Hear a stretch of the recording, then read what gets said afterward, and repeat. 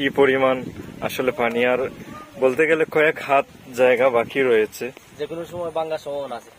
তো দেখতে পাচ্ছেন অবশেষে মনু নদীর অবস্থাও খুব ভয়াবহ রূপ ধারণ করেছে। আজ 19 জুন রোজ বুধবার। এই যে দেখতে পাচ্ছেন কি ভয়াবহ অবস্থা মনু নদীর। এভাবে যদি বৃষ্টি বাড়াতে থাকে বা বৃষ্টি চলতে থাকে, হয়তো বাঁধ ভাঙ্গন বা নদী ভাঙ্গন হতে পারে। বৃহত্তর সিলেটে বন্যা পরিস্থিতি খুব ভয়াবহ রূপ ধারণ করতেছে, প্রচুর বৃষ্টি হচ্ছে। এদিকে দেখতে পাচ্ছেন লাকড়ি ধরার ধুম চলতেছে।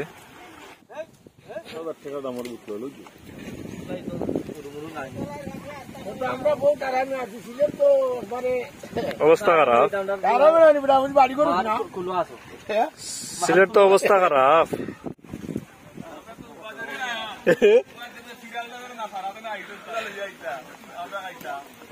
মনু নদীতে এই যে দেখতে পাচ্ছেন কি পরিমাণ আসলে পানি, আর বলতে গেলে কয়েক হাত জায়গা বাকি রয়েছে।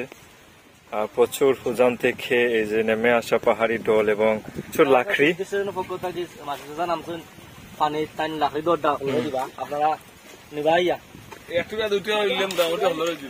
এটা তো বহুত টাকার লাকড়ি ধরিলাম, বহুত টাকার লাকড়ি ধরিলাম। মোটামুটি হল রয়ে দিব, আমরা রয়ে দিব, আমরা তো ঘুমো আসলাম হইতে পারি গাছও খারি। বড় বন্যা হলে এই যে দেখতে পাচ্ছেন কি পরিমাণ লাকড়ি আসে উজান থেকে, প্রচুর পরিমাণ। আর যে পরিমাণ বোতল রয়েছে, কেউ যদি বোতল কালেক্ট করে তাহলে কয়েক হাজার টাকার বোতল কালেক্ট করতে পারবে। এই পরিমাণ বোতল বেশি আসছে উজান থেকে। সামনে যাচ্ছি, একটু ঘুরে দেখাচ্ছি আপনাদেরকে এই মনু নদীর সর্বশেষ পরিস্থিতি। অনেকে জানতে চান, এখন প্রায় 2:30 উপর বেজে গিয়েছে। আমি ভিডিও শুট করতেছি বা হেঁটে হেঁটে।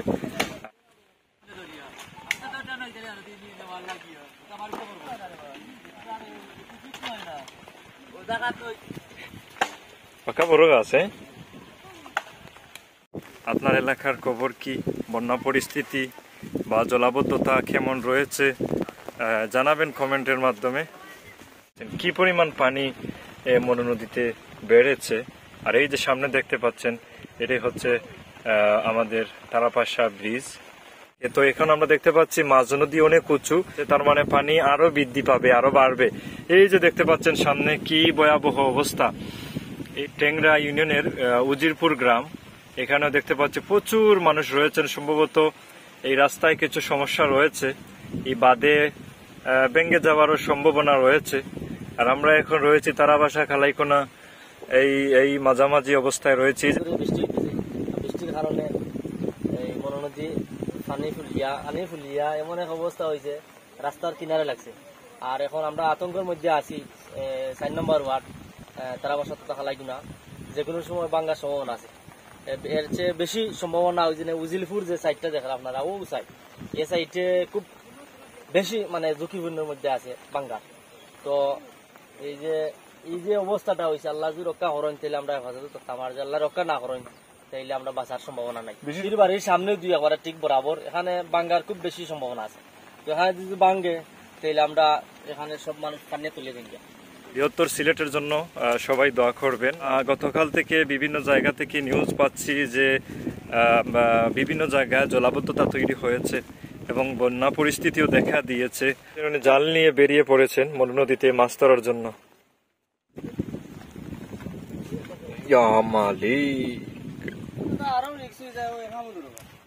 এখামধ্যে বাঙ্গাঙ্গা দিছেন, এখামধ্যে বাঙ্গাঙ্গা দিছেন, ভাঙ্গা দিছে না তো গেছে পানি তো তোমার একবারে লেভেল হয়ে গেছে। এখামধ্যে উজিরপুর কিন্তু বহুত দুইবার মাঝে একবার শিওর যদি বাটে পানি বাড়ে রকম নিকট আমরা দোয়া প্রার্থী, দোয়া করবেন মৌলভীবাজারবাসী, রাজনগরবাসীর জন্য। আসলে মনু নদীর যে ভয়াবহ অবস্থা ধারণ করতেছে, কিনা কি হবে, বৃষ্টি যেহেতু থামতেছে না বা থামারও সম্ভাবনা নাই,